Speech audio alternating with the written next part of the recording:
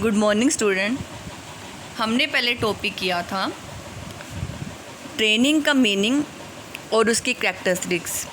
अब आगे हमारा टॉपिक है need of training and it's benefits. प्रशिक्षण की आवश्यकता क्यों होती है और इसके क्या लाभ हैं। तो चलते हैं, शुरुआत करते हैं। नीड ऑफ ट्रेनिंग, प्रशिक्षण की आवश्यकता। जैसे कि मैंने पहले भी आपको बताया था कि जो व्यवसाय है उसे इन्वायरमेंट में काम करना पड़ता है, बिज़नेस इन्वायरमेंट में। और आपको पता है जो बिज़नेस इन्वायरमेंट है, व्यवसाय जगत है, वो डायनेमिक है, उसमें लगातार परिवर्तन होते रहते हैं। नई नई टेक्निक आती रहती हैं, नई नई विधियाँ आती रहती हैं। दिन प्रतिदिन कार्य को करने के लिए नई नई विद्या विकसित हो रही हैं। नई विद्या क्यों आती हैं? नई विद्या इसीलिए आती हैं ताकि काम अच्छे प्रकार से हो सके और लागत क्या हो, कम हो, कॉस्ट कम होगी, तभी तो क्या होगा, प्रोडक्शन ज़्यादा होगी और सेल बढ़ेगी और प्राइसेस और मार्केट वैल्यू भी क्या हो जाएगी, कंपनी की बढ़ जाएगी।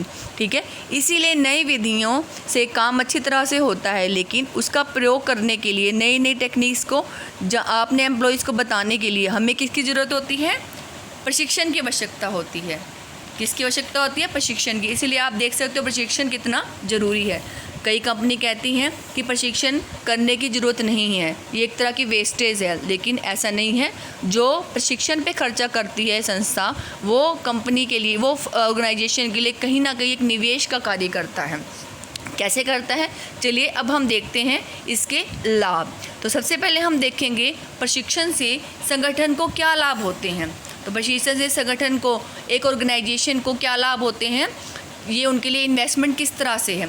तो पहला है माल एवं मशीन का मितव्ययी एवं सही उपयोग, most economical and best use of resources. ठीक है, जो रिसोर्सेज होते हैं, जो माल है, जो मशीन है, उनसे हमें काम करना है, उसी से हमारी प्रोडक्शन होनी है। तो अगर हमें नई नई टेक्निक्स का पता होगा तो क्या होगा, हम उस काम को कम समय में कर सकेंगे। जैसे आपको पता है कंप्यूटर ऑपरेटर हैं, ठीक है, जो कंप्यूटर में काम करते हैं। आपको पता है कंप्यूटर में हर रोज़ नई टेक्नोलॉजी आ जाती है, थोड़े दिनों बाद कुछ ना कुछ न्यू टेक्नोलॉजी आ जाती है। उसके बारे में अगर हम कंप्यूटर ऑपरेटर को अपने बताते रहेंगे तो वो क्या होगा, वो पहले से ही कम समय में अपने काम को कर पाएगा और वो ही बेहतर ढंग से। इससे कंपनी को क्या होगा, फ़ायदा होगा, उनकी वेस्टेज क्या होगी, कम होगी। तो प्रशिक्षण से संगठन अपने साधनों की वेस्टेज क्या करता है, कम करता है और अच्छी तरह से ही उसको प्रयोग करते हैं।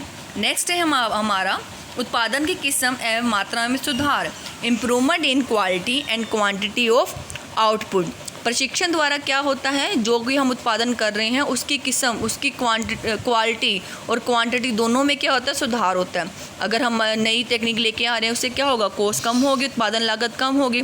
तो और उस क्वालिटी, जो नई टेक्निक्स आती है वो हमेशा क्या लाती हैं, क्वालिटी लाती हैं। तो प्रोडक्शन क्या होगी, क्वालिटी होगी। जो मात्रा हम जो हम चीज़ बना रहे हैं उसकी किस्म में क्या होगा, सुधार होगा और कॉस्ट कम होगी। और जो कम समय में काम होगा, कम समय में काम होगा तो क्वांटिटी भी क्या हो जाएगी, बढ़ जाएगी।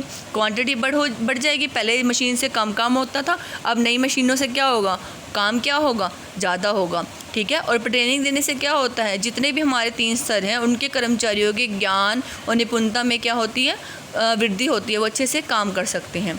ठीक है, तो ये हमारा था उत्पादन की किस्म है, मात्रा में सुधार। इसी तरह से नेक्स्ट पॉइंट है less requirement of supervision, privation की कम ज़रूरत। अगर हमारे एम्प्लॉय ट्रेंड हैं तो उन्हें पता है कि हमें, प्रशिक्षित कर्मचारी को पता है कि मुझे क्या काम करना है, मेरी क्या नौकरी है, वो अपने काम को भली भांति जानता है, उसे बार बार काम को बताने की ज़रूरत नहीं है। ना ही सुपरवाइज़र को उसके ऊपर ज़्यादा देर सुपरवाइज़ करने की ज़रूरत है। वही सुपरवाइज़र क्या करेगा, उसके ऊपर ट्रेंड एम्प्लॉय पे क्या करेगा, कम देख रेख करेगा। और जो सुपरवाइज़र है वो उसी समय, जो उसका समय बच गया है, ठीक है, वो अन्य कामों में लगाएगा, अन्य रचनात्मक कार्यों में लगाएगा, जिससे ऑर्गेनाइजेशन को क्या होगा, लाभ होगा। नेक्स्ट पॉइंट है हमारा श्रम परिवर्तन दर एवं अनुपस्थिति में कमी। पहले हम पता लगाते हैं कि श्रम परिवर्तन दर होती क्या है। किसी भी कंपनी की लेबर टर्नओवर रेशो ज़्यादा नहीं होनी चाहिए, ना ही बहुत कम होनी चाहिए। बहुत ज़्यादा क्यों नहीं होनी चाहिए, क्योंकि लेबर टर्नओवर रेशो ज़्यादा, इसका मतलब ये है कि हमारे एम्प्लॉय आ रहे हैं, जा रहे हैं, ऑर्गेनाइजेशन में नए एम्प्लॉय आ जाते हैं, पुराने छोड़ के चले जाएंगे, तो आपको क्या करना पड़ेगा, नए एम्प्लॉय भर्ती करने पड़ेंगे। अब नए एम्प्लॉय भर्ती करोगे तो उन्हें सारी ट्रेनिंग देनी पड़ेगी, उससे पहले आप उनको अपॉइंट करोगे। ठीक है, उसके लिए कई तरह के टेस्ट लोगे। सिलेक्शन प्रोसेस में हमने किया था टेस्ट लेने पड़ते हैं, इतना लंबा प्रोसेस है एम्प्लॉय को सिलेक्ट करने का। उसके बाद फिर आप क्या करोगे, उसको इंडक्शन ट्रेनिंग दोगे, अपने ऑर्गेनाइजेशन के बारे में बताओगे, उनके उद्देश्य के बारे में बताओगे। इससे टाइम और पैसे की क्या होगी, वेस्टेज होगी, ठीक है। और अब उसके बाद फिर हम उन्हें सिखा रहे हैं, उसके बाद वो फिर ऑर्गेनाइजेशन को छोड़ के चले जाते हैं, तो फिर हमें दोबारा से प्रोसेस फॉलो करना पड़ेगा। इससे कंपनी को क्या होगा, संस्था को क्या होगा, हानि होगी, ठीक है। और लेकिन अगर हमारे एम्प्लॉय ट्रेंड है तो वो अपने काम से क्या रहते हैं, सेटिस्फाई रहते हैं, क्योंकि वो उसी समय में ज़्यादा काम कर लेते हैं। ज़्यादा काम करेंगे तो उनकी वेजेस भी क्या हो जाएगी, इंक्रीज़ हो जाएगी, तो वो क्या रहते हैं, अपनी जॉब से सेटिस्फाई रहते हैं। और ट्रेंड एम्प्लॉय से उनका जो मोरल, जब हम उनके ट्रेनिंग देते हैं एम्प्लॉय को, तो उनका मोरल भी क्या होता है, हाई होता है। तो श्रम परिवर्तन दर क्या हो जाती है, कम हो जाती है। और वो और अपनी ऑर्गेनाइजेशन में अब्सेंट भी क्या रहते हैं, कम रहते हैं। अगर वो सेटिस्फाई होंगे तो संगठन की सफलता में सहयोग देंगे या नहीं देंगे, देंगे ना।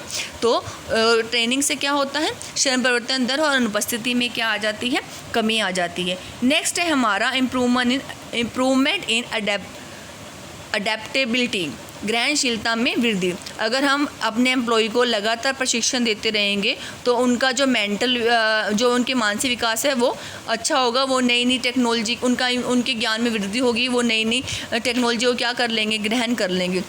आपको पता है कि किसी ऑर्गेनाइजेशन में जब हम कोई नई टेक्नोलॉजी लेके आते हैं तो जो एम्प्लॉय होते हैं वो उसका क्या करते हैं, विरोध करते हैं। उन्हें लगता है हमारा काम छीन जाएगा, ठीक है। लेकिन हमारे एम्प्लॉय ट्रेंड है, अगर हम उनको बताते रहते हैं कि नई टेक्नोलॉजी से क्या होगा, आपका ही काम कम होगा, आप ही कम समय में अच्छा काम कर सकोगे, ज़्यादा कर सकोगे, आपकी वेजेस क्या हो जाएगी, हाई हो जाएगी, इंक्रीज़ हो जाएगी। तो वो क्या करेंगे, जो ट्रेंड हो जाते हैं एम्प्लॉय, वो क्या करते हैं, नई तकनीक को जल्दी ही ग्रहण कर लेते हैं और उससे उन्हें लगता है कि हम कोई नई चीज़ सीख रहे हैं। तो ये था हमारा benefit to the organisation. Next है कि कर्मचारियों को क्या लाभ होगा जब हम ट्रेनिंग देते हैं। तो सबसे पहले देखते हैं कर्मचारी को लाभ। नंबर 1 क्या दे रखा है, कार्य क्षमता या कुशलता में वृद्धि।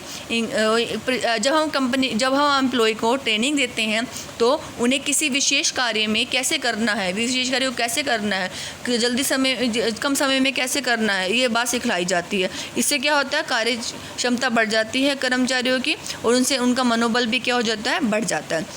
वो अपने आप को एक प्रोडक्टिव समझने लग जाते हैं ऑर्गेनाइजेशन के लिए। तो इससे क्या होता है, organisation as well as employ दोनों को क्या होता है, फ़ायदा होता है। बाजार मूल्य में वृद्धि, increase in the market value. Increase in the market value, जो ट्रेंड एम्प्लॉयज़ होते हैं उनका बाजार मूल्य अधिक होता है। बाजार मूल्य अधिक होने का मतलब है कि अगर वो उनकी डिमांड मार्केट में रहती है, जो कम्पिटिटिव फर्म में हमारे साथ की सेम प्रोडक्शन कर रही हैं, वो चाहेंगी कि जिनके ट्रेंड एम्प्लॉय हमारे पास आ जाए, इसीलिए वो क्या करेंगी, हमसे ज़्यादा सैलरी देने का प्रयास करेंगी, ठीक है। तो वो अगर हमारे यहाँ कोई एम्प्लॉय ट्रेंड है, वो यहाँ के वातावरण से संतुष्ट नहीं है, तो वो उसको क्या कर सकता है, छोड़ सकता है, ठीक है। अब आप कहोगे तो ऑर्गेनाइजेशन के लिए तो लॉस हो गया, लेकिन अब हम क्या कर रहे हैं, कर्मचारियों को लाभ कर रहे हैं। तो कर्मचारियों के लिए तो ये क्या है, लाभ है, ठीक है। लेकिन अगर हम ट्रेंड करेंगे, उनको ट्रेनिंग देते हैं, प्रशिक्षित कर्मचारी का मनोबल भी अच्छा हो जाता है। तो हमने उसमें भी किया था, श्रम परिवर्तन दर कम हो जाती है। तो ये दोनों ही पॉइंट है इसमें। नेक्स्ट है हमारा दुर्घटना में कमी, फ्यूअर एक्सीडेंट। अगर एम्प्लॉय को अपने काम के बारे में कम जानकारी है तो एक्सीडेंट होने की संभावना क्या रहती है, ज़्यादा रहती है, ज़्यादा रहेगी ना। तो इससे क्या होगा, ऑर्गेनाइजेशन को भी लॉस होगा, उनको भी कंपनसेशन देना पड़ता है। और एम्प्लॉय को तो जाहिर सी बात है, एक्सीडेंट होगा तो उनको क्या होगा, लॉस तो होगा, ठीक है। लेकिन जब हम उनको ट्रेनिंग देते हैं तो संस्था को भी लाभ होता है, दूसरी ओर कर्मचारियों को भी लाभ होता है, ठीक है। संस्था को कैसे लाभ होता है, उनके जो कंपनसेशन है उनको नहीं देने पड़ते और कर्मचारियों का जीवन भी क्या रहता है, सुरक्षित रहता है। जो कर्मचारी अगर ट्रेन कर दिए जाते हैं तो उनको मशीन को चलाने की कला आ जाती है और उससे वो दुर्घटनाओं को क्या कर सकते हैं, कम कर सकते हैं।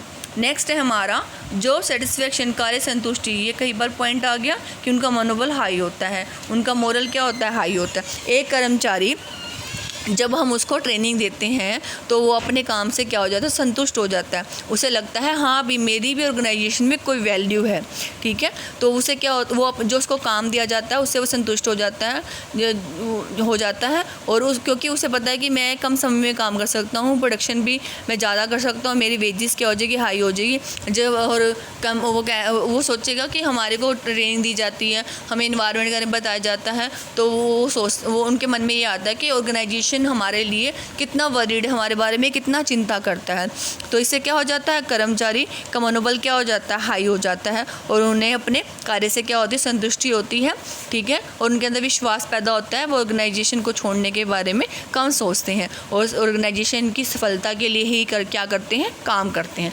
तो ये हमारा था नीड ऑफ ट्रेनिंग और benefits to the organisation and benefits to the employ. Thank you.